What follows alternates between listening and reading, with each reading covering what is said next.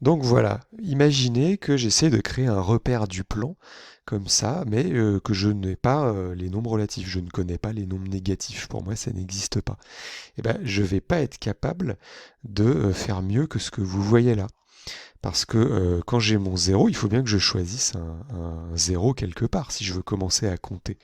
Et ben, le problème c'est que, alors je vais pouvoir partir par exemple à droite, ça va pas être un problème, mais du coup je ne peux pas aller à gauche. Donc tous les points qui sont vers la gauche me sont inaccessibles. Et de la même façon, je vais pouvoir par exemple partir vers le haut, à partir de ce zéro, mais pas vers le bas. Alors, vous pourrez me dire, on peut quand même trouver une solution.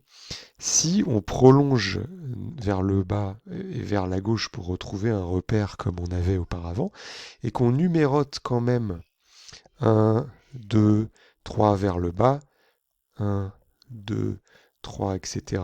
Vers la gauche, eh bien, on pourrait réussir finalement quand même à repérer n'importe quel point. On aurait juste le petit souci de ne pas confondre les 1 à droite avec les 1 à gauche et les 1 en haut avec les 1 en bas. Et donc, on a juste un petit signe distinctif à ajouter. Par exemple, qu'est-ce qu'on pourrait imaginer je sais pas, une étoile. Voilà. On met une étoile sur ceux qui vont à gauche et puis on met une croix sur ceux qui vont en bas.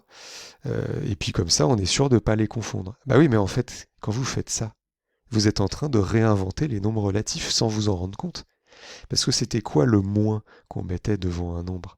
Bah, c'était justement un signe qui permettait de ne pas le confondre avec le 3 normal. C'est tout. Donc en fait, vous voyez que vous ne pouvez pas échapper aux nombres relatifs. C'est les nombres relatifs qui vous permettent de vous repérer dans le plan.